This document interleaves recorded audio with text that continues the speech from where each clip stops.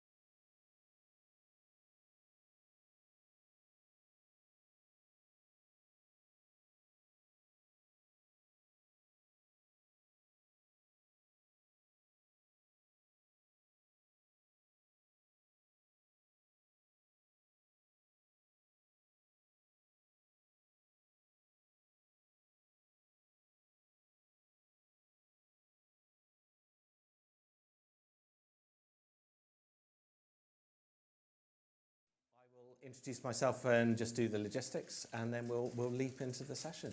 So my name is Rob Miller. I'm a Senior Director at Public Digital.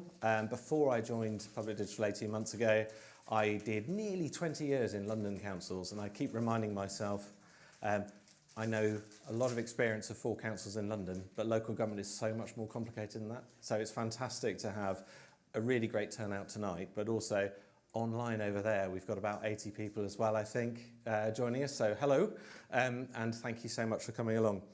In terms of the logistics, so we're not expecting any fire tests. We had one yesterday at Holborn Station, but hopefully nothing today.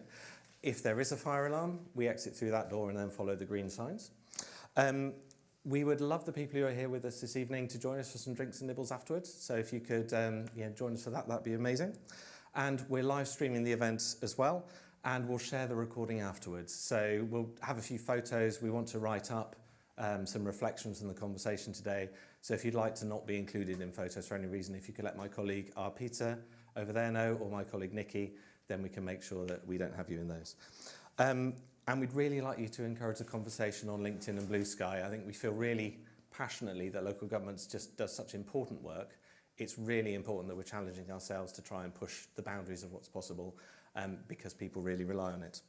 So a little bit about Public Digital, and then we'll sort of leap into the session itself. So we're a transformation consultancy. We work with lots of different organisations and we work globally. One of the things that's really exciting about that is we don't just get to share experience of what we're doing within government and local government in the UK. We also get to bring ideas back from other countries and the work they're doing. And we also get to work with other sectors like the charity sector, the commercial sector and the like. So one of the things that's been really interesting in PD is seeing the challenges that people face. You'll go to a big commercial organisation and think, oh gosh, I miss the fleetness of foot that we had in local government and how light touch the bureaucracy was. Seeing Mr. Loosemore at the back of the room, you might have heard that we think digital is more than technology. So we really care about how culture, ways of working, processes, the vision of what a service means for people applies here. So the technology matters, but it's part of a bigger picture. So it's really important for us that we're sort of bringing those skills together and bringing insights and understanding and really sort of using that to understand what people's needs are and try and meet them in better ways. So thank you very much for coming along. We've got at the back of the room, my colleagues Gavin and Philippa are the ambassadors for the online community, and we'll be making sure that you're feeling every bit as part of the conversation, hopefully as well. So what we're really keen to sort of get the conversation going, challenge ideas, and see what we can explore together. So to get us started, hands up who thinks local government is important. Brilliant. I think local government's really important, and I think it's one of those bits of government which people just don't really see enough of, but actually it touches so much of our lives. So it touches the places we live. I think the degree to which councils can make a place feel like home, the way in which it can bring communities together, the role that councils play in that is so important.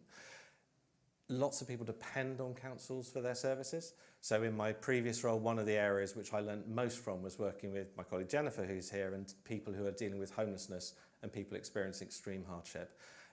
Councils make a real difference to people's lives day to day. But also, really importantly, councils don't just do stuff, but they help bring people together.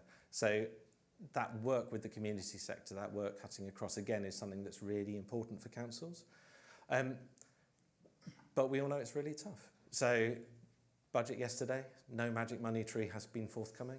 The pressures on budgets keep getting harder. Maybe some bits which slightly help with longer financial settlements, so we can start to plan on more than a 12-month basis, which shouldn't be radical, but is really important.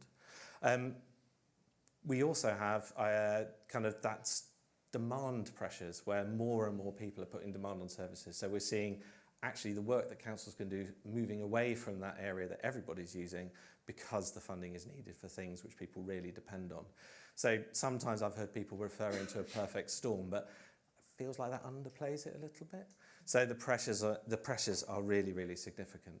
But I think what's important is just to understand how much councils still do that matters, the energy and the capability that people in councils have. I was at local GovCamp North in Leeds last week, and one of the things I had to remind myself was being the aged old person with all my, oh, well, that was really hard, let's not do that. There were so many people there with energy. There were so many people there with new ideas. And I think it's really important that those of us who've been around for a little while encourage that and bring that energy out. So it was really great to see people who've come into local government want to be part of making things different and bringing that energy into it. Some grounds for cautious optimism, maybe. So I think, while we're seeing slightly longer financial settlements, which lets us plan a bit better, that's good. Some interesting stuff to understand more about experimenting with place-based budgeting. I think it's really interesting also to see that there seems to be a willingness from Whitehall to work differently with local government. So we're seeing things like the Test, Learn and Grow work in the Cabinet Office, exploring ideas together, which I think is really important. Obviously, we had a chat with GDS, so to help us, set ourselves up for today, they launched GDS Local at the weekend, so that's really exciting. and also seeing how, when they've announced their launch, they're not trying to sort of say, oh, we're separate to and we're going to replace many of the other players who are making a contribution. We're seeing how that could really contribute to the work that people like the local digital team at MHCLG, the LGA, other sector groups are doing. So I think there's a community of people who can come together and make a real difference. The thing which excited me most was in all of those teams, you're seeing people who are of local government in there. So it's actually local government people driving that, whether it's Georgia Gould, who has kind of brought Test Learn and Grow into being, whether it's people like Theo in GDS, people like Ben, Phil in some of those roles as well, showing leadership and bringing people from local government in. That's really exciting. But the challenges, I think, the money stuff is really important. Let's not pretend it's not. The demand pressures are really important. But I think actually there's some other challenges which we're imposing on ourselves. Or where actually if we work across that collective, we can start to make a difference. I think it's understandable, but very worrying, how much we're focusing on just getting through the process, the kind of language of safe and legal. I absolutely understand why that matters. Reckless government is not safe government. But actually, if all we're doing is just doing the basics right, then actually we're missing some really important steps, and I think we will be letting people down. I think there's a real issue around supplier capture. So, local government has definitely not been more than the sum of its parts, whether that's in technology or whether that's in areas like social care, where you're seeing venture capital, seeing the opportunity and doing very, very well out of it. And it's very hard to break that. So I think something about how can we organise collectively to do something differently with supplier markets so that we're shaping them, not being driven by them, is really important. It's not easy, but it's essential. Again, when people are in crisis, it's very easy to look for magic bullets, whether it's we will buy a big computer system and that will fix all our answers, whether it's back in the day, shared services were the magic bullet, having led one for a number of years and seeing colleagues here who are part of still running shared services. That's really hard work. It's not a magic bullet. It can make a difference, but it isn't easy. And I really worry about some of the marketing hype with AI, which I think actually could lead to us missing the opportunity of AI because we sink ourselves into big supplier contracts and which trap us and miss actually what could be done with investment in skills, using the people that we've got in local government, building those capabilities in local government, and then really seeing how that can help solve problems for people. I think that's something to really guard against. I think the accountability trap that local government's in worries me a lot as well. I think there's a role for regulators to play to help make things better. I think it's just really important we think about like regulators like Ofsted, like the CQC. They're doing important roles. Wouldn't for a second think that you wouldn't want those kind of protections for people to make sure that public service is being done right. But how can they reward boldness? How can they create conditions where people are incentivized to do different? Because if we don't do different, then actually I think we will be letting residents down and we will be trapped by the demand and the money trap. So bringing regulators into that conversation, seeing how they can be agents of change, feels like this is a really important part as well.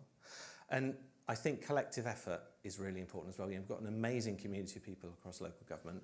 How can we harness that? How can we turn people sharing ideas? How can we turn people sharing experience into people sharing action? There are some really good examples of that which are exciting, but I think they're too few, and I can understand why. But we really need to, I think about how we can harness some of that collective energy.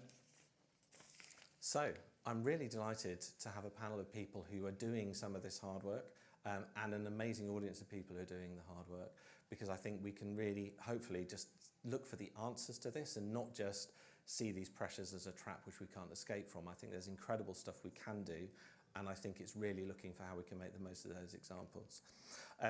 We were hoping that Lorna from the Liverpool City region would be with us as well too. Unfortunately, she's unwell, so can't. So we're hoping she's back on a quick recovery. But I'm really delighted to introduce our panel. We've got Eddie, who leads LOTI, the London Office of Technology and Innovation, so London's shared collaboration and innovation team.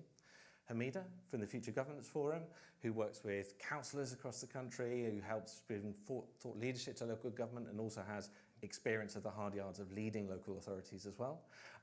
Vincent, who's joined us from the Netherlands, really pleased to have you here today. Thank you so much for coming over, who is doing some really exciting work around how digital services can be part of delivering real change in the Netherlands. And we were chatting last night. I think there's some really exciting stuff we could learn from, which would be really beneficial to UK public services as well. But I shan't do your talk for you.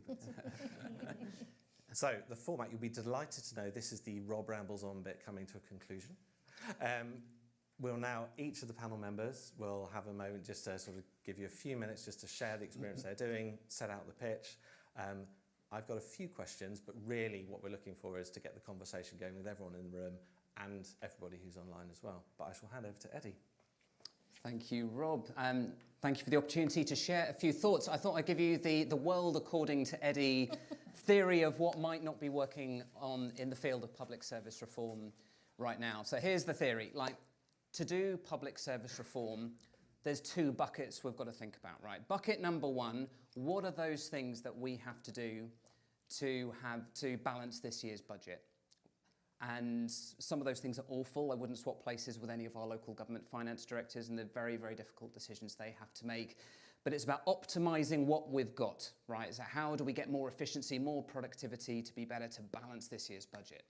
Bucket number two has to happen in parallel, separate set of things. How do we design effective, financially sustainable services, the ones that we're going to need 3 years plus from now? The ones that won't look anything like, potentially, the current paradigm of the way that we address social problems, but which actually have a fighting chance of being sustainable over the long term. My mini diagnosis is that 99% of all public sector reform activity is in bucket number one, and it's the tyranny of bucket number one and its criteria which is stopping us from ever getting the headspace to work on the very things that might be the only thing that can actually save our sector. And I think, when we look at the state of the challenge we face, I don't think that's being over dramatic. So why is that a problem? I think you can distill the public sector challenge in the UK down to one single sentence, and that is that we have more demand than we can possibly meet or cope with our current service models and budget. It's not just me who says that. The Cabinet Office is using the language of broken service models. And when we look in a place like London, £1 billion funding shortfall amongst boroughs, just London boroughs, this financial year, £4 billion over the next 4 years. Demand for services like special educational needs has gone up 134% just in London in a year. No amount of additional money on our current models can make up for that level of demand. And so we have to, as a sector, find a way to shift into a fundamentally more creative gear. Both those buckets are necessary. I'm not saying bucket number one isn't needed. Of course, we've got to focus on this financial year, make sure we're being financially responsible. But we've got to find a way to be more creative. So why are we not spending more time on bucket number two? Number one, and I think this is the good news coming out of the recent budget, longer-term financial settlements for local government. For the last 15 years, we have been beaten into literally only ever being able to think about up until the end of each March. And if your time horizon and your future planning is only this financial year, we're never going to allocate the resource to those longer-term things. Because coming up with fundamentally new ways of addressing social needs, it's not going to deliver cashable savings this year. And I think I go to workshop after workshop talking about sort of innovation, and the message that often comes back from leadership teams is, well, yeah, Eddie, that's great, but unless it saves us money this year, it's just a distraction. And we have to find a way to get out of that. I think, secondly, just the paucity of the language and the toolkit that we use in public service reform. Notice our national debate. If you read newspaper headlines about public service reform, at a national level, we've distilled it down to one variable: money. It's all we talk about. Who's got money? We don't have enough money. The limited money we have, where do we put it? You go to a public sector reform conference, we talk about two variables. This is very exciting. We talk about money, and then we talk about technology, mostly AI, and apparently AI magics away our problems. It's very useful, don't get me wrong. We're doing lots across the Lottie community, incredible examples, but nearly all of it is about optimising what we've got. And what I want to say is the toolkit that we have, yes, we've got less money, but our toolkit has never been bigger, right? The set of innovation methods, the tools, the creativity that we can bring to reform our services, if we really think about all the dials, the factors, the variables that we could change in a public service, are enormous. And they include the public sector fundamentally rethinking what its role is. So to give you an example, what am I talking about here? Bucket number one, we don't have enough carers in our sector. A lot of conversations I hear are, what's the software that optimizes carers running like crazy people between the people in the community that they have to look after more efficiently, running up to an old lady saying, I've got 10 minutes, I can either make you a cup of tea or help you have a shower, I can't do both. Running very quickly and efficiently to the next address. Okay, that's bucket number one. Again, it's needed, we're stuck in that position, but it's not enough. A more inspiring example where we think, what if we add in some different factors here, actually comes from the Netherlands. I heard of a great example from Amsterdam where they share two problems that we have here in London. Problem number one, high rental prices, which mean that some students struggle to afford accommodation during their university course. Problem number two, you have care homes which can't afford enough care staff. What have they done? Well, I know of at least one that has said, all right, we will offer free accommodation to students willing to volunteer for 30 hours a month in the care home. You haven't just used a bit of tech. Yes, there's some website, that's trying to broadcast that opportunity.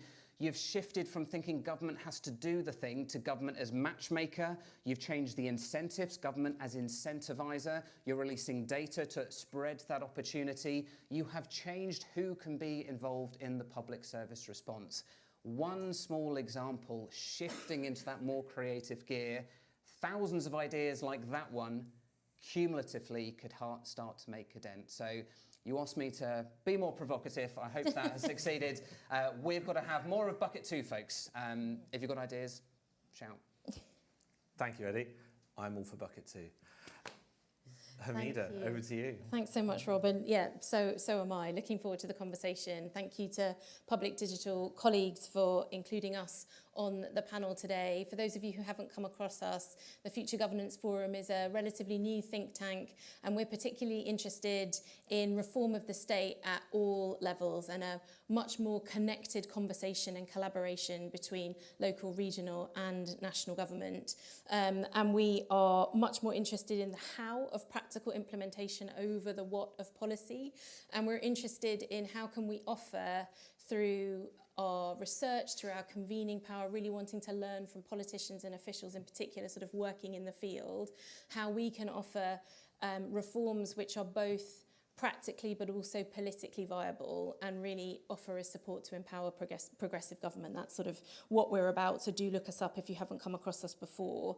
Public service reform is a growing area of interest for us. We've done a lot of work in the last 18 months or so on mission-driven government. You remember missions and how important mission-driven government was? We think being very much inspired by Georgia and her approach to missions, we feel really inspired by that way of working.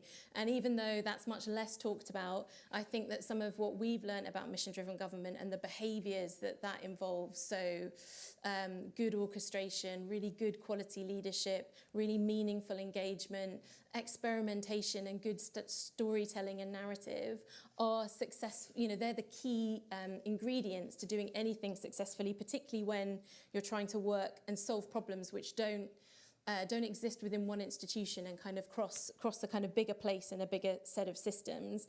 And we feel that work, together with our devolution work, it feels like public service reform is almost kind of at the intersection for us. And in fact, we're co-hosting a conference with UCL Policy Lab for the Cabinet Office next week called Britain Renewed, which is all about trying to showcase through the Test, Learn and Grow programme what that might mean, particularly to civil servant colleagues, senior civil servant colleagues, to help kind of grow the movement that colleagues behind that programme are looking to do. And it feels like that is really about how to sort of better connect and leverage that expertise at different layers of government, all for better outcomes for people, which I think kind of feels like it sometimes gets lost. And it feels like we don't do that very much. As a former councillor and a former council leader, it felt very much like local government was here, central government was there. I was the leader of Croydon, so for those of you who know, I took over as we were going over a financial cliff, so they were very interested when we got into trouble. But the connection and the relationship was not what you would think it would be. And to what Eddie was talking about in terms of those two buckets and thinking about money, we still spend £130 billion on local government services every year. So notwithstanding what I might think about the defunding of local government over the last 15 years, that's a huge amount of cash in the system that we all know is just not chasing great outcomes. And we will all have countless examples, and the evidence is clear that we all know that prevention is better than cure.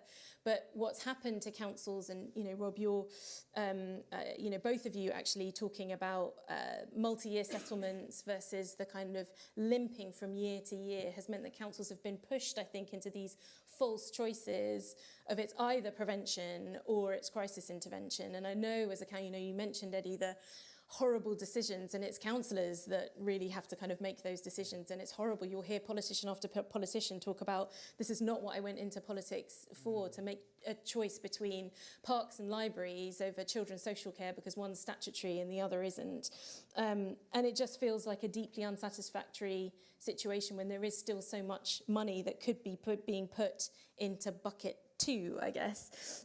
We've done some work with Sheffield this year, and just going and seeing some of the work they've been doing through their Changing Futures programme, their involvement in the Test, Learn and Grow programme, which are both, I guess, more prevention oriented, and listening to their council leader, Councillor Tom Hunt, who is so inspirational, and you can clearly see he wants to reorient the council around a prevention first model, but it's such an uphill task because of exactly the problems that you outlined about just needing to balance a budget. And as someone who led a council that was really struggling to balance a budget, there's something that feels so, when the NHS can run a deficit budget, it does feel like even the kind of bits of our public sector work very differently, and that services that are so vital to local people can get into trouble quite so quickly. Earlier, I just wanted to say a couple of things about some really exciting work that we did with Public Digital and AWS earlier in the year, which was part of our what we call our impactful devolution work stream.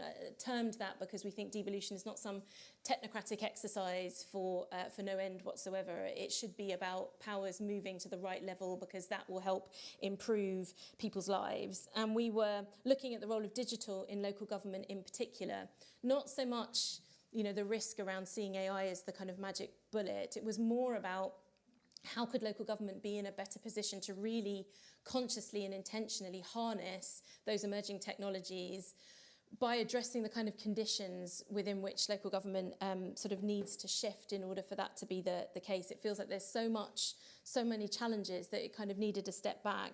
And the big takeaway of that work, very much inspired by the work that Lottie does, was to really, again, try to speak to that lack of connectivity between local, regional and national government. And we advocated, I guess, drawing on the Lottie example, for regional centres of innovation that could both offer their footprint, their geographic footprint, more capacity and more capability, but also perhaps take a specialism where they could perhaps do some experimentation on different ways of running services, and they could maybe have different specialisms in each region so that you'd both be offering that regional geographic footprint something, but also the national sector, all really trying to tackle some of these challenges around lack of capacity and capability, lack of digital leadership, really, that kind of understanding about digital as a culture and a way of working, and that being quite lacking in some of our executive and political leadership in councils, trying to address the fact that you often can't double run services because you don't have that kind of additional capability, the challenge around data. So even in Croydon, there would have been hundreds of systems that didn't work together well because of the market challenges. So we were trying to sort of make some suggestions around how you could really start to deal with some of that. And hopefully, I think GDS Local could be part of that blueprint that I think we were calling for in that work. But I think key to that is really, again, about the how. If that's a collaborative effort with local government and, again, bringing that expertise right across the system together, then that could be a really exciting start. Thank you. So I think we're still very much in favour of Bucket 2. Oh, totally, yeah. Fantastic. We're all going to go out with Bucket 2 t-shirts in this, and no one will know what we're on about, but we will. Vincent, it'd be fantastic to hear about how you've been tackling some of those challenges and opportunities in the Netherlands. Yeah, and also like the invitation was to be bold and to look at the practical bit and also the behavioral bit. What we notice, I've been working for the City of The Hague for 12 years, one of the municipality of The Hague, up until last December, and I've been working for the Union of Municipalities now for just over 3 years. And what we noticed within the municipalities, that the goals we have to achieve, the people we have to serve in our cities are so large and vast that, and we're doing it all by ourselves, just the municipality of The Hague. And we were one of the 4 biggest cities in, we're one of the 4 big cities in the Netherlands. And what we noticed is that just the money and people were insufficient to serve our service areas. So the demands from our city and from our service areas were so much more bigger than what we could deliver as the service department within our municipality, that we had to search for ways of working to be smarter, to be bolder, to actually achieve what was needed for our city. And what we were looking for was ways of working together outside of our city. What really helped was COVID, which introduced teams, which allowed us to collaborate all of a sudden with cities where we would normally have to travel to. So all of a sudden we had colleagues in cities where we would have to travel 2 to 3 hours for normally. And now we just click up Teams, and all of a sudden I had a colleague in Groningen. So for us, the invitation that we found is that we were starting to learn each other and starting to learn that we have all these goals that we all have to achieve, all 341 municipalities, and we're all doing the same work, which is a waste of time and money. So we're finding each other, we're starting on really small projects, like really basic service delivery. I want a permit, I get a permit. And we're gradually building software patterns, working together, performing, getting results, and actually building stuff that could be reused over the borders of our own municipality. And as soon as we discovered that, we noticed from if we want to unlock, and it could be bucket 2 theory, but we needed each other so much because AI is coming, single digital gateway legislation from the EU, and all of our municipalities had to build this 342 times. We were just not, we have all this old IT that did not work. There was, the integration was not in order, and there was even more coming towards us. And since we found each other, and we found smart solutions in the UK, like Notify, we started adopting IT research and all kinds of stuff from different cities and put it into one platform. So what we see now is that we're actually sharing a generic service platform with e-forms, data layer, BPMN engines, portals where you can actually have self-service as a resident of a city. And we're sharing all this code, design and research, and it's actually solutions. And we started this up as local government with just a couple of cities, and we're reaching the hundreds now, and we're now collaborating with our suppliers who are buying into our thoughts and our ways of working and what we want to achieve for our cities, because these people are highly motivated as well to perform for the city. It's not just a right that you have as a civil servant. The people we work with, the suppliers we have, they also want to deliver, they also want to make a difference. And what we see now is we're working together so much more and so much more efficient. And we've been doing this for 4 or 5 years now. And our central government has picked up our services. So we're focusing on small bits and we deliver that with high quality, lots of documentation, how to implement that in closed software of suppliers that have been servicing us for 30 years. And they're adopting the services as well. And we're now transporting it to programs of central government. So the things that we proved in our software, that we put in documentation, and that what makes it more possible to deliver more service and more capabilities into our city, it's making such a big difference. And it's more and more suppliers and people catching on and working together, and our army is growing, our resources are growing, because we're all pointing towards one point, and it's really helping. So it's just not just one city trying to make a difference. It's actually also local government. It's central government, and there's more and more teams joining and collaborating. And it's more and more of a movement actually than because we're all still figuring out what the governance should be. This is really people working together and finding each other to just make a difference. And just to be able to work with people who are so high in their energy and so motivated is so much more nice than, because sometimes the colleagues in your own city or municipality are not people that basically give you the energy that you want to thrive on. You want to perform, you want to have results, and it's fine to dream, but you do need to perform. If the software you deliver is not up to par, you will be put aside. So you have to deliver, and you have to dream and think of different ways to serve the service areas, because they need all this generic software and standards and ways of reaching people in your city.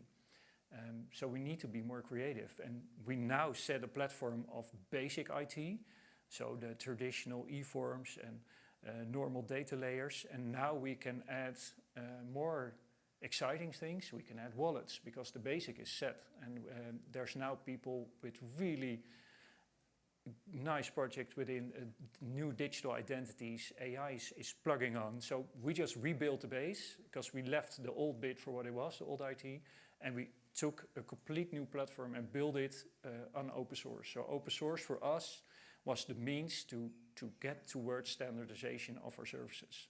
So we really used the open source, and I'm hoping that we throw away all the open source that we build now, because I'm hoping that in 3 to 5 years there's going to be technology there that's so much better than what we had to use now. And this was the best. We chose this software that we build it with now because it was the best that we had to offer at this time. That doesn't mean that we have to keep using it for another 5 or 10 years. If there's AI prompts it and delivers us better IT, we put it all on paper. We put the designs, it's built on research. So we can be flexible. We put it all on paper. So we welcome more innovative IT technologies because the purpose we build it for is known, is researched, and we need to be quicker. So to keep doing it like we did the last 10 or 20 years is for me is not an option because there's so many people relying on us. Thank you.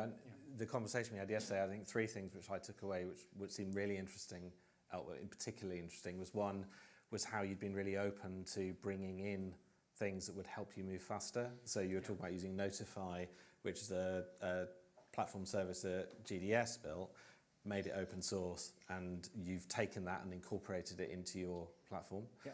I think that the approach that you've had around community seems really interesting, where you're sort of harnessing that energy and bringing people together, which links also to, I think, that model you're taking with suppliers. So you're not anti-suppliers, but you're actually taking more control of that, which I think is really interesting. I think, and it's been a growth. So we've been doing it for 4 or 5 years, and in the beginning, we really had to beg for their collaboration. So there's only a couple of suppliers who were disruptive in the market, open source suppliers, and for them it was a chance. But for the suppliers that serviced us in closed source for tens of years, it was a threat. So first we had to make a difference. We needed to perform and really learn how to ask the question, and the movement we needed from them was we did not know yet. So we had to learn. And now we can be more bold, and they want to join us, and they said, hey, can we design a service for you as well? Like a generic, I'm struggling with the word service because it's been used for a lot of things here.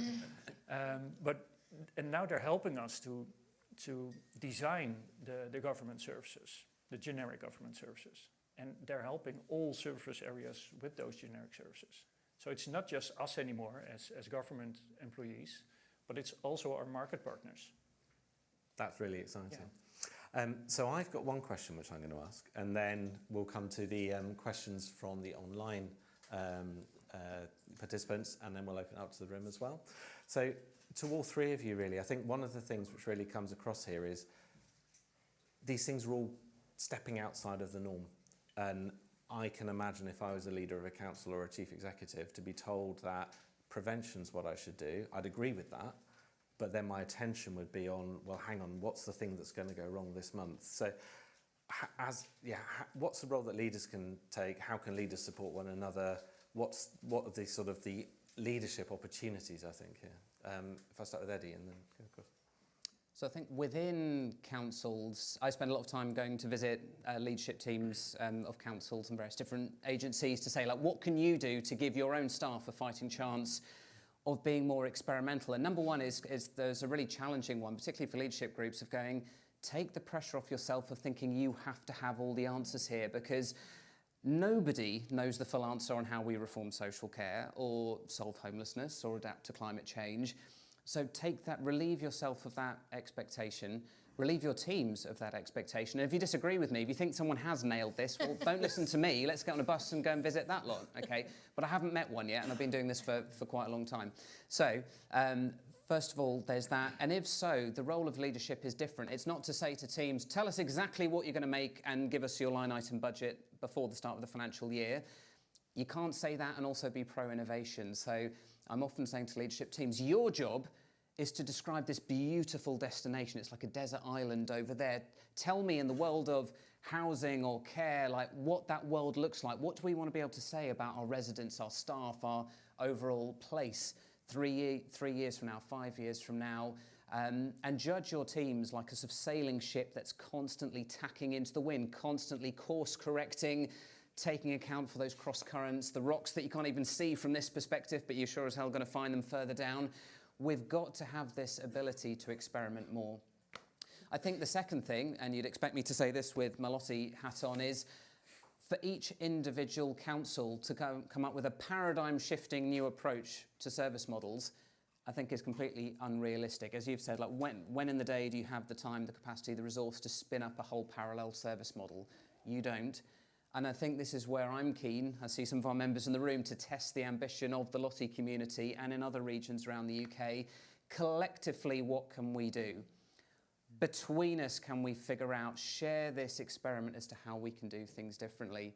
And one tangible way we've already tried to do this, at Lottie we developed what we call the Local Government Sandbox. Terrible name, because sandbox means something quite specific in software.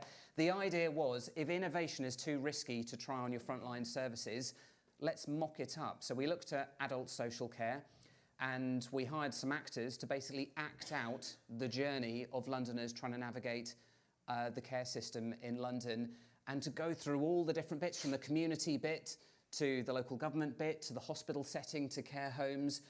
And when we did that and invited a crowd of about 150 people from local government, health, from communities, from consultancies, from academia, watching that journey and saying, you tell me if this makes any sense to any normal human being. You know, we've got a care process where people have a care assessment on the care they need, and separately a financial assessment about what money the state will reimburse them for that care package. But sometimes we enforce, certainly on Londoners, are you going to accept a care package before you know how much money you're going to be reimbursed? It's like, would you accept buying a house having no idea what the rent would be or the mortgage would be? No. So why are we doing this?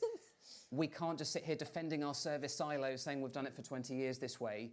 We've got to see the end-to-end journey, join it up, and by trialling it in this kind of mocked-up, acted-out setting, we could tweak it, change it without risking anyone's services. So more creativity. We can create these safe spaces to have much bolder, more creative conversations, but let's do it together. And leadership, I think, just need to slightly shift what they're asking their own organisations to do. Thank you. Hamida? Yeah, well, maybe just to add or build on that a little, one of the things that I mentioned, some of the work we've done on trying to understand what mission-driven government could look like, and these behaviours that we feel like we kind of came across, and leadership is a really important one. And I think, just as you were describing, Eddie, it does involve that leader and that chief executive being more comfortable with carrying more risk in order to be able to give that permission to their teams to be able to go and try things out, recognising that in order to get to those new discoveries, that means that some things, some avenues will not lead to anything. And yet, you know, particularly for politicians, they're in the face of relentless media scrutiny all the time. And it was really heartening to hear. I mean, he's in a different role now, but Pat McFadden, when he was the Chancellor of the Duchy of Lancaster, talking about recognizing that we do need to be able to give more cover, and that does mean that we need to kind of carry some more of that risk. And I think that it also goes to the point that Eddie was making, that I think leadership often, either particularly I suppose for officers kind of going through the system, and actually this would probably go across the public sector in my experience, people often rise to leadership positions because they're great at the thing that they do, that particular specialism, that particular area of expertise.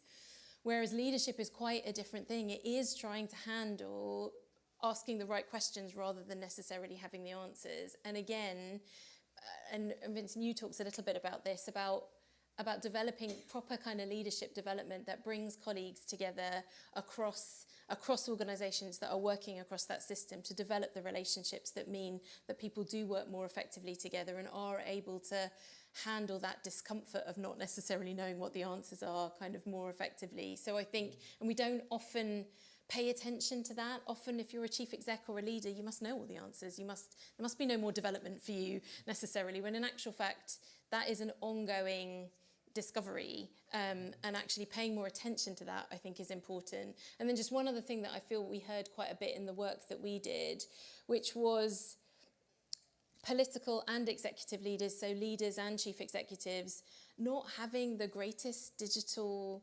understanding and awareness themselves to then be able to make sure that that function within their organisation was being put to the right use. So as a council leader in a council under extreme distress, when we were looking at budget lines and trying in adult social care, in children's social care, trying to find those savings, we didn't have digital colleagues around the table who were kind of offering their perspective as part of that kind of multidisciplinary team, if you like, to be able to be giving their perspective. It was very too much. And even though we had fantastic colleagues in our service, we weren't using them to the right effect. And that's because the political and the executive leadership were not necessarily recognising that resource as more than just delivering some channel shift. And I think, so that kind of outlook, I think, is also something that could be embraced more. And maybe if more leaders with a digital background were becoming chief executives or around the top table, that might also help promote that shift in perspective. Do you think one of the things that Go for it. That's all of you. One of the things which I've heard many times is that sort of sense of wanting to be in the pack, that sort of sense of safety that comes from the group. And I was like, how as a leader would you tell if you're in a pack or a group of lemmings about to jump over a cliff? Well, I feel like I have lived that experience. Anyone who, I was at the London Assembly, we were running a conference this morning looking at mayoral scrutiny, and there was a very senior former colleague at the National Audit Office who was basically saying, God, anyone in Croydon, if they'd just read their audit reports, they'd have known that something was wrong. And that was certainly the experience kind of sort of after that point, speaking to lots of colleagues. Everybody knew what was happening to Croydon except people in the room themselves. And it's difficult to speak to because you just sound like an idiot. Like, why did you not see any of this happening? But that comes from, again, which I think is why my taking over as council leader was able to create a different culture. I learned that you can't. So I was around that cabinet table with maybe one other colleague in a room of 10, trying to ask questions, trying to raise challenge. But I learned that you can't strike a culture without being in control of it, right? Like, somebody needs to be able to lead that, and having 2 or 3 people around the table is not necessarily enough. And you do need a different conditions in order to be able to make space to welcome challenge, to welcome scrutiny, to welcome disagreement, right? Our capacity to disagree well is a really difficult thing to cultivate. So I worry that I have been part of that group of lemmings, but I learned that moving into a different, perhaps not necessarily attractive space did give us a chance to be able to start down that road. I mean, the council's not there yet, but we had to make a kind of very different move. And I think if we hadn't taken, the move that we did at the time, things could have been kind of even worse. So I guess it's possible to occupy both. Yeah. Sorry, yeah.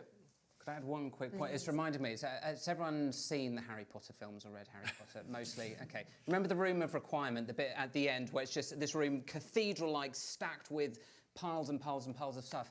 I'm starting to feel like local councils are kind of like that. Imagine like you're in there and everyone's got a sort of a fairly dim torch. You're looking around. Any human being come into an organisation gets to see a little bit of it. We fix a bit of it. But I think we've created public sector organisations now that are so internally complex. They are genuinely beyond the wit of any human being to ever fully wrap their full head around all of its complexity. And it's inherited and it's messy.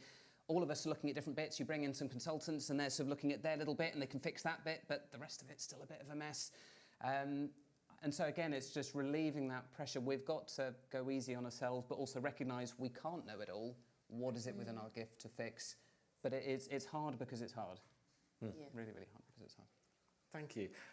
Vincent, we were talking about leadership yesterday. I kind of got the sense that you were consciously under the radar, but I'm interested to know whether or not that's right. And you must have let your leaders know about what you're up to at some point. Of course. How did you do that?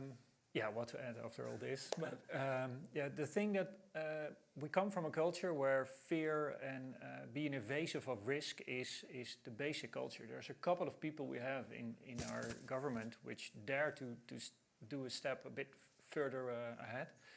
And I think for leaders, it would be nice to, software used to be straightforward, or services used to be straightforward, and the world's getting complex fast. So we need people who experiment, who test, who explore, which is a creative process, which means you will have to fail, you will have to learn, you will have to start over. So if, as a leader, you put this strain on the people who are actually experimenting and learning for you, as if what it needs to be done in 2 months or 6 months, and the creative process, you will kill your creative process, and you will keep getting what you had, like the broom, all this stuff, and with one torch. So the sandbox kind of like approach, you need to let people free, be autonomous, and think freely, and actually solve stuff for you. So if you keep constraining them and do that, you will never get a proper solution from them. And we had the opportunity to actually go under the radar, to come back to your words.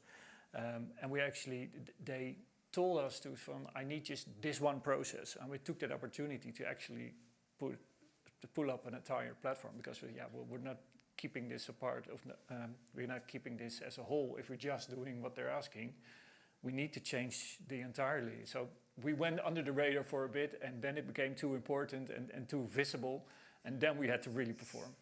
So yeah, it's nice to go under the radar for a bit, but you do need to have backing from your management and directors, because you will not be able to grow and exponentially grow into your country as well if you need to have a proper grounding. Otherwise, it will not grow the entirety. It's really interesting, and I think that journey of leaders and helping them realise they're on the transformational journey, which maybe they hadn't spotted, that must have been quite an interesting sort of change for them. Yes. Yeah, and of course, because if you're innovating and if you're taking risk within a team of a municipality, and by the time they catch on, you're about 10 steps ahead. And then you have to start explaining from step 0, which is difficult because your mindset has left your 0, and so it will be really hard for them to catch on. So you can do it from the ground up, but then you will have to invest time in bringing people back on the train, or you do it really nicely and correctly from the front up, and then you will have so much resistance. So yeah, the other, one way or the other, you're gonna have to fight through it at the front, or just go ahead and say sorry afterwards. Brilliant, thank you. So now we're going to open it up to questions, looking to Philippa and Gavin first. Hello, thank you. We've got about 30 people online, and we have been self-organising and upvoting our questions. So we've got 2 questions that have an equal number of upvotes. So I'm gonna take advantage of having the mic, and I'm gonna ask both of them. So we've got a question from Sarah, and she's talking about the bucket number 2, and asking, how do we normalise innovation to stop it being over there and away from the real work? And then a question from Simon, who's in Canada, and he is, and I'm paraphrasing, thinking about we're always going to struggle to meet demand, and he's really keen to hear about prioritization mechanisms that can really help us with those difficult trade-offs. Thank you. Those are really good questions. So shall I start with Hamida on the first question, and then we'll come around, and then we'll go to the second one, and then we'll open to the room. Those are really good questions. So I'm going to start with Eddie's like, wow, we don't always know the answers. I mean, the sort of thing that we, this kind of big takeaway that we identified in our work, kind of drawing on the sort of Lottie model, part of the attraction of that was trying to create some space where you could, with some parameters, have some space where there is experimentation around a particular service area, and that would offer something back to that particular geographic region. But also, if you had different specialisms in different regions, you'd be offering the sort of the whole system, the whole country, opportunity to look at kind of what's happening. Because I appreciate it is really difficult to be able to sort of double run at the same time when the pressure is so great. So kind of creating some organised, manageable space that everybody has a stake in was something that we thought might be a sort of manageable way to create some capacity in the system, but something that, you know, people would be able to feed into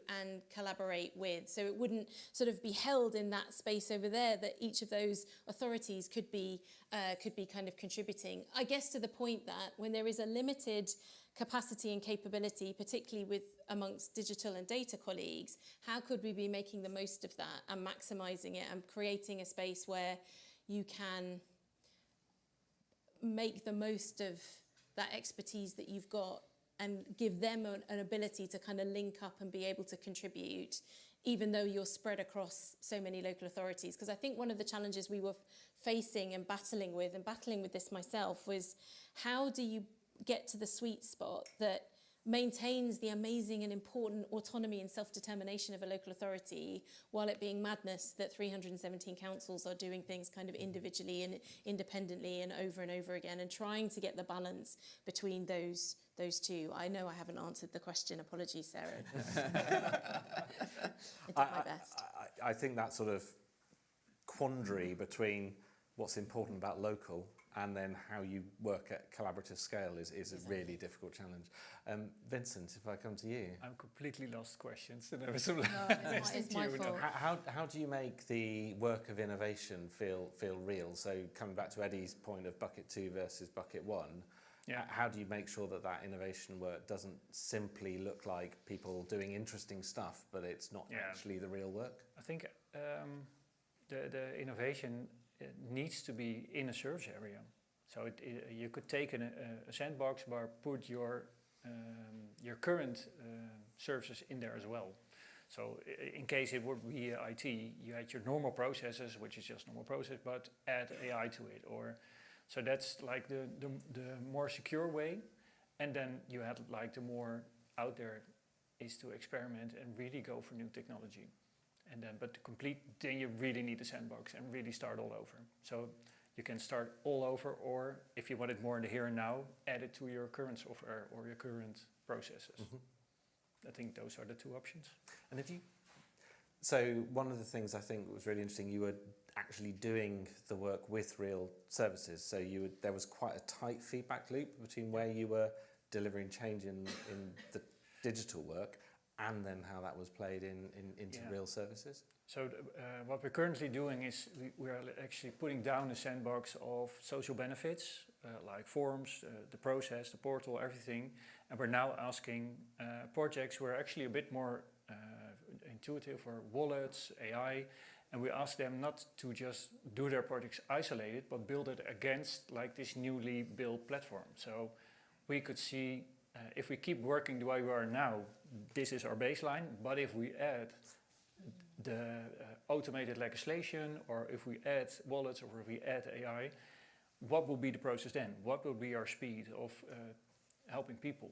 So at this time, it's not a sandbox, it's not just an experiment, but we're actually putting it together, technology as well, and developers, and we would learn straight away whether or not we were making a difference. So bring that process of redesign of services and testing out with users much closer to the real work. Yeah. And the principles of the Test, Learn and Grow program are quite similar to that, I think. So I went to Sheffield in September to visit one of their family hubs, and speaking to some of the staff there, they were sort of working with Nesta colleagues and Department for Education colleagues, and they were trying to drive the take-up of a particular demonstration that you could have where family hub colleagues could come to the home and work with parents and show them how you could create a learning at home environment, as they described it. So no need to spend money, you can use stuff in the kitchen, etc. And they were struggling a bit with take-up of that.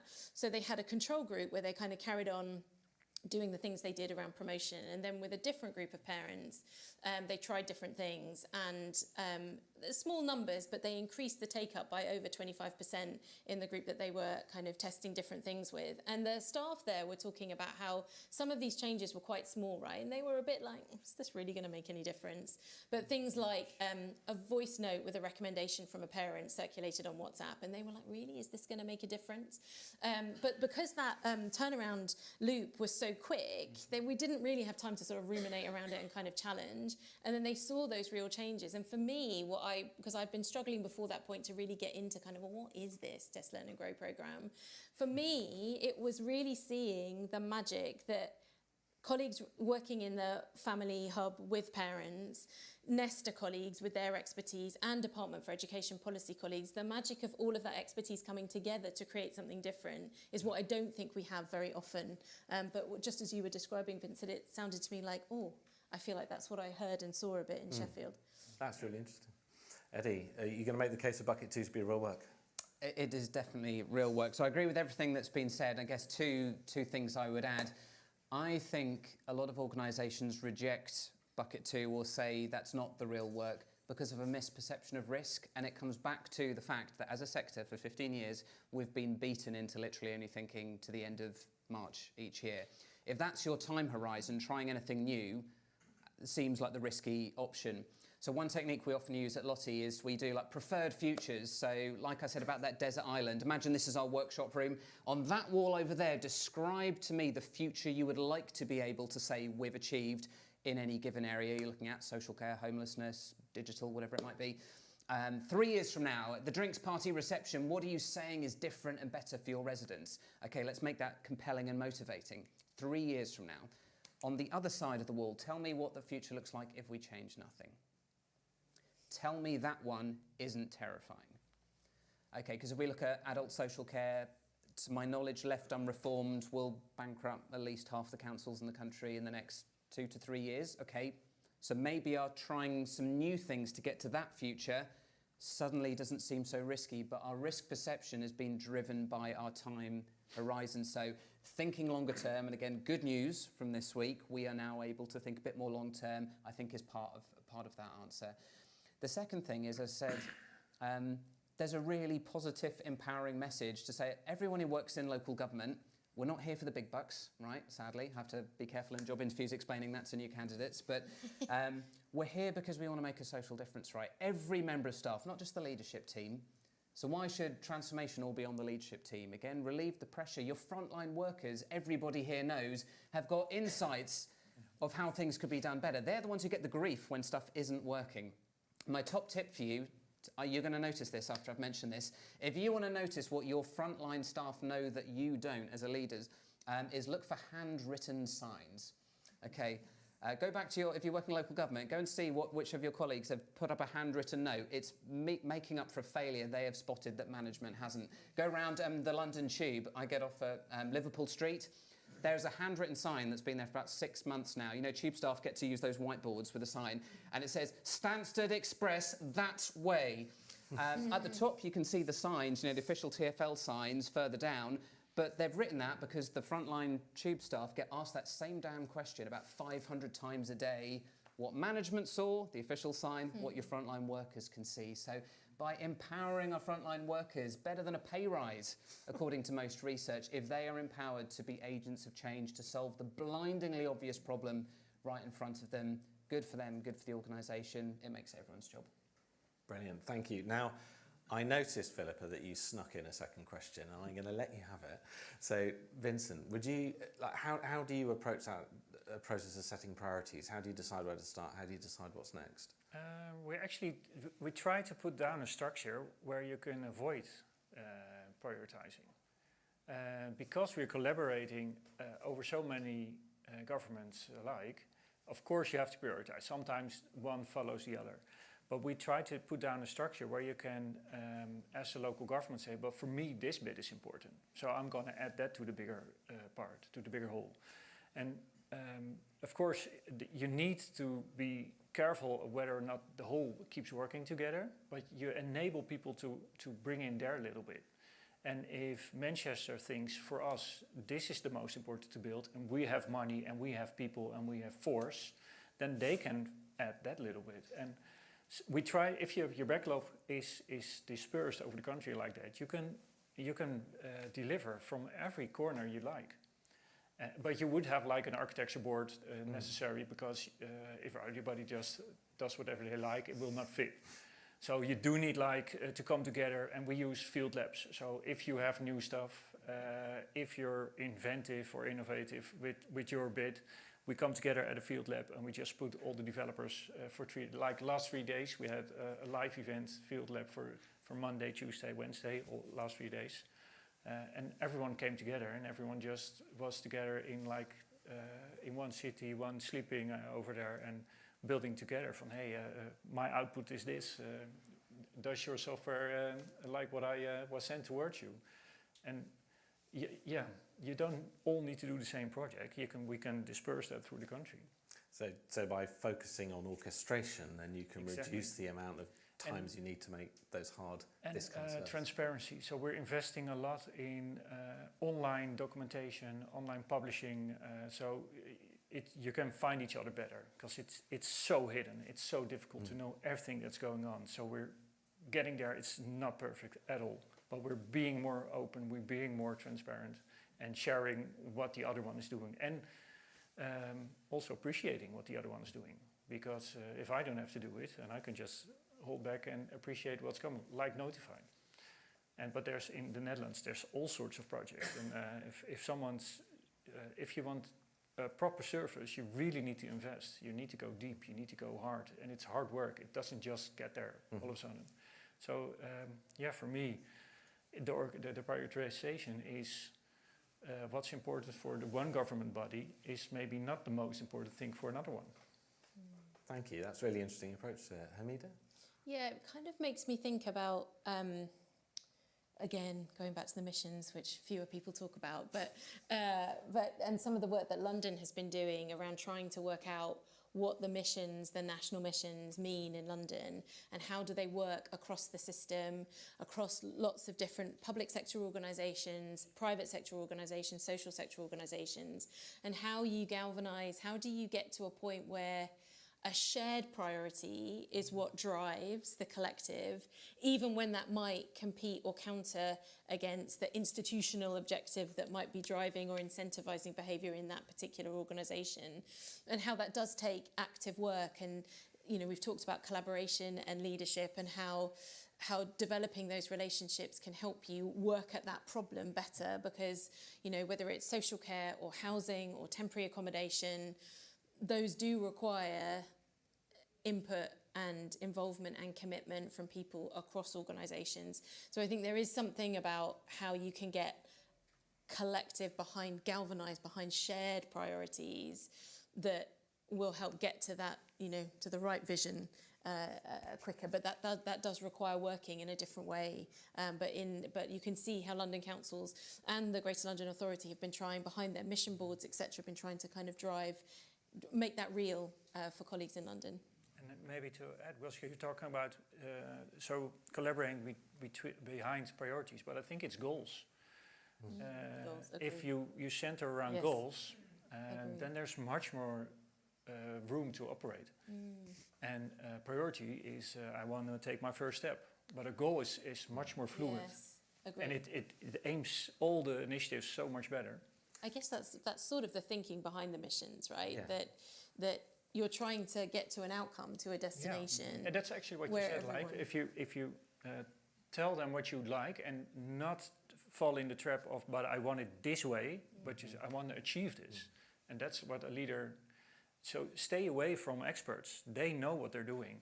Just let them do their magic, and just I want to be able to be there, the island on the wall, and then. So to build on Eddie's sailing example, you don't want the team to be having to check in to see whether they should prioritise not sailing onto the rock, which they've just discovered, which you didn't see. You just quite like them to make that choice.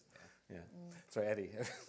So I think I'd say, as you've expressed, now at a London level, I think we kind of know what the big priorities are. Unless we sort out temporary accommodation, adult social care, and SEND, we kind of might as well pack up and go home. So we know those. On the other hand, on the flip side, one of the reasons I find local government so fascinating, particularly the weird and wonderful world of London local government, I often say, can you name me any other type of organisation in any other sector the size of a London borough who deals with as much complexity as they do?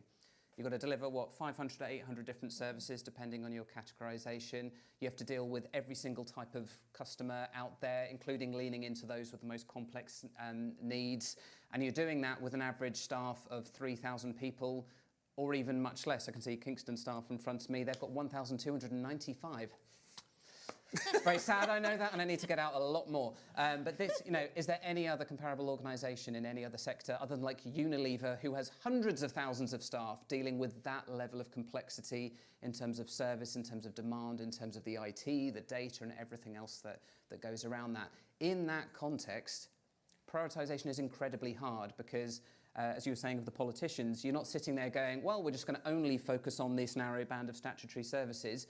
No, you're there to do a ton of different, completely disparate things for your community. And that does, I think it is, again, it's hard because it's hard. Prioritisation is not straightforward, so we can't ignore it, but we do know the big ticket items. Brilliant, thank you.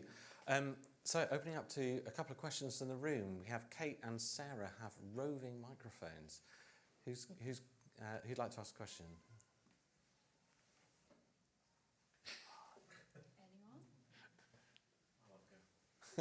Thanks. Hi, thanks very much. Really interesting. Chris Fleming, I'm from Public Digital. I was really struck by your sort of reference to comparison of local government and health. So in the NHS, you got 200 trusts, a massive central kind of capability, large-scale platforms, that serve everything from your NHS number to moving prescriptions around to managing patient records, etc. Why do you think, and indeed has attracted billions of investment in those things, since for decades? Why do you think it is that NHS gets? Because we can see now that the lack of investment in social care is causing all of NHS problems. It's ruining patient flow in hospitals. So we're kind of we're reaping the rewards. It's probably the wrong expression of that underinvestment.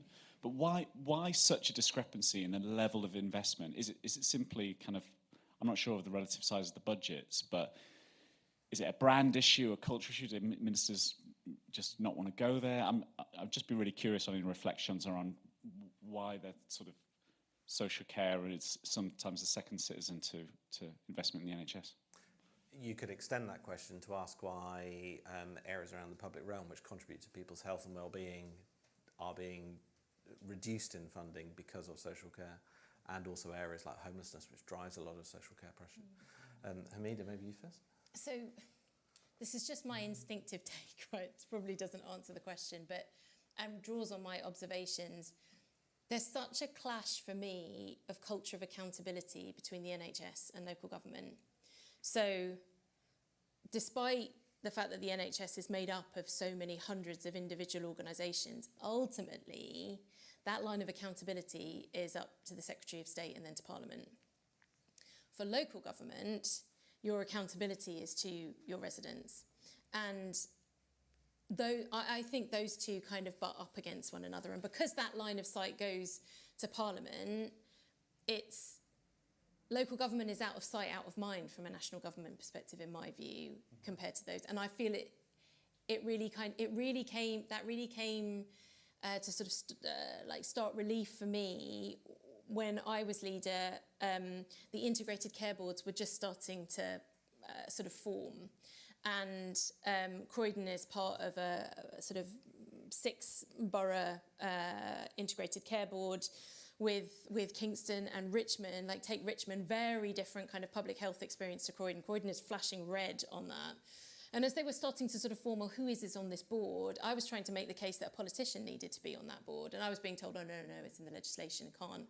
And I checked that out and it wasn't right. And I said, no, I understand that that's not correct. And then they came up for another reason why they couldn't be on the board. And they wanted to put the politician on the partnership, integrated care partnership. And I remember it was actually the former mayor of Hackney who'd said, I'd heard him say in a meeting, well, actually, why would I want to be in that meeting when actually the decisions being made about money that can make a difference to my communities are up the corridor, sort of, if you like, in a different meeting on the board. And it suddenly occurred to me that, there is this kind of clash in culture of accountability, and it comes, at that point, the NHS was starting to talk about itself as an anchor institution, which was a real step forward, it felt to me, because previously it felt like hospitals were in a place, but not necessarily of the place. And again, I think that comes down to you're not as rooted in the place because the accountability route is so different. So for me, I feel it is in part a kind of, and that's an important kind of mutual understanding to build, but it is in part a kind of a clash of cultures of accountability, and one being kind of very big in the mind of national government because of that responsibility, whereas local government has always felt to me kind of out of sight, out of mind. That is clearly very rooted in my kind of standpoint of experience to kind of caveat, but that's just how I saw it. Thank you. Eddie? Nothing to add. No, I think nailed it. How is it in the Netherlands? Do you have the same tensions between the sort of the high profile of kind of hospital and health care versus things which help promote health? Yeah, it's a bit out of my field of expertise. The thing that does resonate with is we have legislation that comes from our ministries, and as municipalities, we are the ones executing. And I think that's a disconnect as well, because we're trying to fix a little bit of that, and so we are responsible for executing things that are being decided by other people who are actually not aware of changes in policy and what the effect is on executing. So we're trying to bridge that now, and not me but other people, to turn AI onto our legislation, but all our legislation. So there's like this huge AI project to actually have our ministries that if they make a decision in the chambers, that we know what the impact is going to be of their decision. So that we can see from, okay, if you change this law, people will dare get hurt emotionally, financially, children will be taken away. And in that way, the impact of the decisions is going to, we can have some sense of what's happening if there's the ministry is deciding stuff. There's a major disconnect, but this could probably solve a bit, because then they would know what they're deciding. So trying to think about how AI can connect policy this more is to one the of those reality on the ground. sandbox innovative projects where they just all our legislation in just one project. Yeah, it's a big project. That's going to be one to watch then. Gavin and Philippa. Oh, sorry, I'll come back in a second. Anything from the online? Yes. I'm glad you said that. So, we want to ask a question that pushes the panel a bit more. So we haven't really heard a really new radical solution. The question is, given that a lot of people have tried these things before and haven't quite succeeded, why hasn't it worked? What has to be done? Eddie. So the challenge with bucket 2 ideas, as we shall now call them, if you get public digital branded buckets, by the way, I want royalties for this, is that actually a lot of those solutions may not look anything, they won't map easily onto the current paradigm of public services. This is why it's really, really challenging. Some of you might have come across a project called the Tribe project in health. Really interesting example of trying to bring about more care capacity in communities through like micro-targeted sort of training for local people so they can become carers of local people and training them in the exact kind of care that local people need. And I know I was delighted to see a LinkedIn post saying they've been sort of recognised an incredible award for innovation, but I know they've had a hugely difficult time trying to sort of get commissioned by anyone because it's not quite local government, it's not quite health, and yet you've got this kind of great innovation that is actually solving the freaking problem. And this is the frustration of going, a lot of our services, again, after sort of 15 years of cuts, and that's sort of a huge financial pressure on local government, we have systematically had to sort of cut away all those sort of preventative measures, all that sort of social resilience infrastructure that we had. So a lot of our services now look like failure demand, and we're constantly at the end of the fire hose. We now need to rebuild infrastructure that stops the fire hose in the first place. That might not be a local government service, though. It might not be an NHS service, but we still need it. And again, when we did this sort of sandbox exercise of playing out scenarios, one of the characters was an 80-year-old lady. We called her Mrs. S, so you can sort of just, suitably anonymous, you can map on your own grandmother or mother, whoever it might be. And she ends up in hospital essentially because she tries to get a GP appointment. You know, it's for those automated lines, tells her to use the app. She doesn't know how to do it. She doesn't have local friends. Her local community group had sort of broken down. It was the lack of social resilience and someone being able to just nip to the pharmacy for her or sort of drive her somewhere means she spirals, ends up in hospital. And so as a nation we talk about we have a bed blocking problem, we have a hospital discharge problem. You see that scenario, what we have is an admissions problem. There are people ending up in hospitals who should never be there in the first place, but it's not because of a lack of a local government service or an NHS service. It's a different thing. So the long-winded way of saying is we need a whole new set of institutions. We have got to spur new types of innovation that don't map on.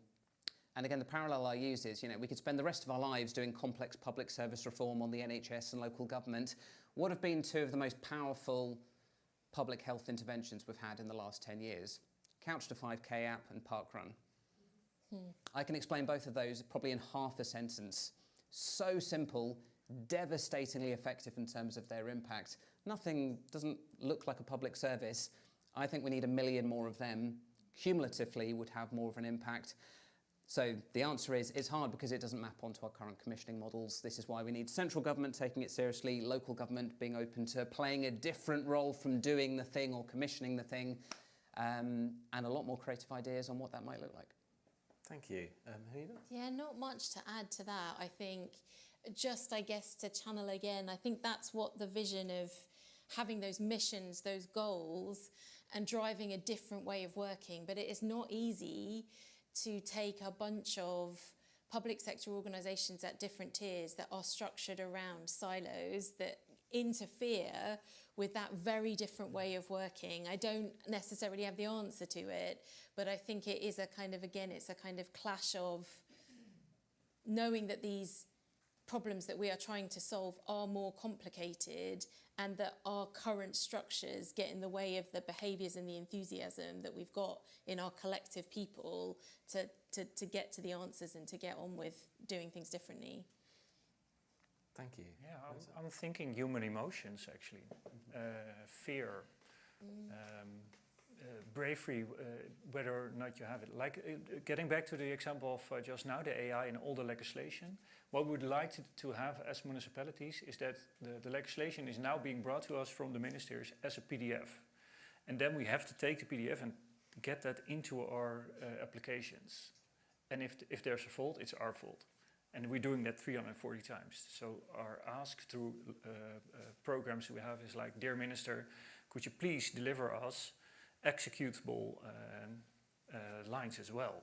But the responsibility, if they not just deliver the PDF, but also the rules that we can straight use in our, whether or not you get social benefits, the responsibility shifts from the municipality straight to the minister. And if there's a flaw in there, the risk is going to be so high. So the innovation is really big, but the fear of falling down is huge. So we need to break it down in small steps and work on trust and deliver results and comfort. From, okay, I get your emotion, but we're going to prove to you that step by step that this will be the way. So sometimes it's like small successes, and sometimes we need to help from innovation and just prove that, okay, it's okay to be fearful, and we're going to prove to you this will work step by step. There was a question there as well, I believe. Yeah, I was going to just go back to just a quick follow-up to Eddie. Remind me, what if I could convince you that I was a London local authority, what would you charge me to join Lottie? Very reasonable, £33,000 a year. So I think that part of the answer might be there. So if London's shared innovation team costs each council 33,000, with councils who turn over hundreds of millions a year, those hundreds of millions are doing lots of really important and hard things, but I don't think it would be asking a big leap of faith or shift to significantly increase the budget for organisations like Lottie. And I think if I were to increase your budget fivefold, provided I've convinced you that I'm a London authority, I expect you'd be able to do quite a lot with it. It's true, and I think, well, so just on that, there is a tension here, right? In that at the moment, so Lottie is funded by chief digital officers who want to see results on those core digital foundations. If I were to take that money and go, I'm spending all my time coming up with wacky, completely new service models in social care and homelessness, they could legitimately say, why are you using my budget for that? So which bit of the organisation do we need to be tapping into? Do we have that appetite across leadership, across local government and the wider public sector to commission and pay for the work for things that, again, may not map perfectly onto their current paradigm? It's a really difficult sell. I passionately believe we have to find a way to make that happen. I'm determined to find a way to make that happen. But it is a challenging discussion to try and have, and I think trying to explore that. It's not just the pound amount, it's trying to figure out who is investing in which bit and what do they feel they're getting out of it. Brilliant, thank you. We had a question over here. Yeah. Vincent, I'm now your number one fan because in local good Drupal, I recognise something that you said. I don't have to think about everything anymore because there's trust that other people can do these things. So I guess my question is, as individuals and organisations, do we have to go on a journey to be able to collaborate? Yeah. Like from saying this is mine to this is ours to actually, Vincent, you could do this for me. Yeah. And I trust that you're going to do it. Yeah, I'm really interested in your experience of that. And as well as a relationship, it's work. So you're going to lose each other. You're going to have to find each other again. You have to put aside your ego, former pains. So collaboration is hard work because you come together, you go apart, and you're going to lose each other so fast. So if you do this together, you need to always look for each other, always search for each other, and it's going to be hard work. I just wonder the extent to which we think about that kind of investment in relationship as work, and that does need attention, and how the extent to which working patterns, more remote working, more stuff over screen makes that even harder. As much as some of what we've talked about is structural, our institutions are full of people, and it is often just a few people who make amazing things happen. And I just wonder if it is getting harder and harder, particularly for leaders whose time is so scheduled and diarised. They don't always kind of prioritise the relationship over the work, that sometimes work is not emails and written stuff. Sometimes work, I think, is increasingly more about those relationships and that collaboration. And it's really interesting, I think, what you said about properly naming human emotions. So there's a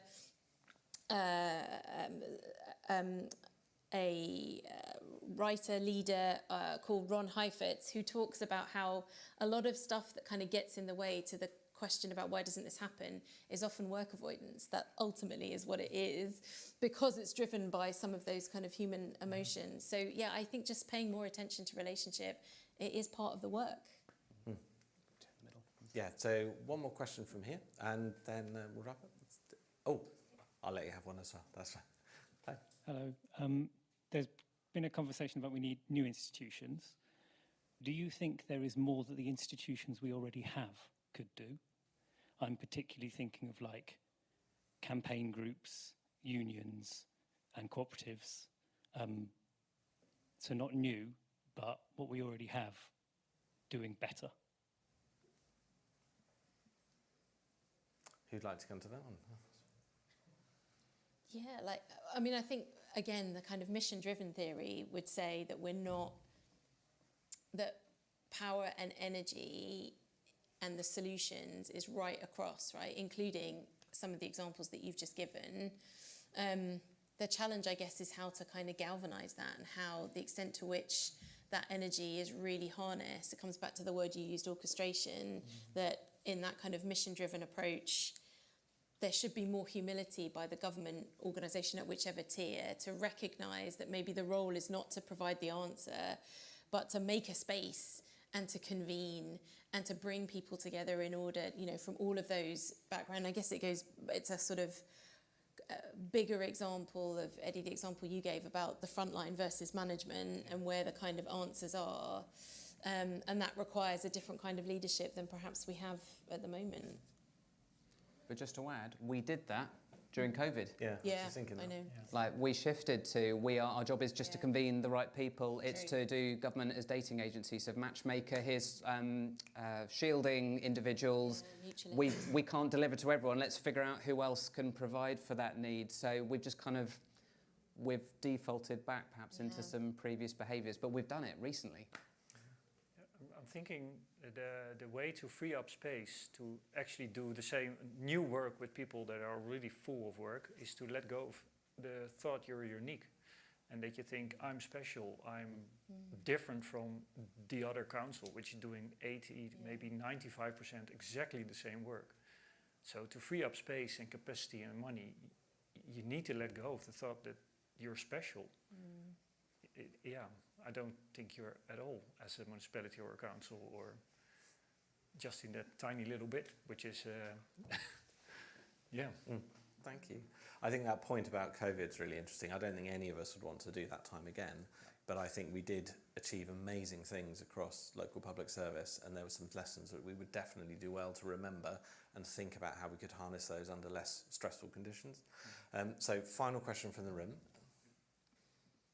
My question is for Vincent. Thank you for sharing your learnings from the Dutch perspective. You touched on working with suppliers and the importance of that and bringing them on the journey. You talked about being clear of the outcome so that they can contribute towards that. I'd be interested in hearing a few more examples around that, and perhaps there's an element of working on relationships as well that was just touched on and being clear about that. So what are some examples of how you've worked with suppliers so that new suppliers and perhaps more established suppliers that may have technology debt, they're all coming on that journey with you?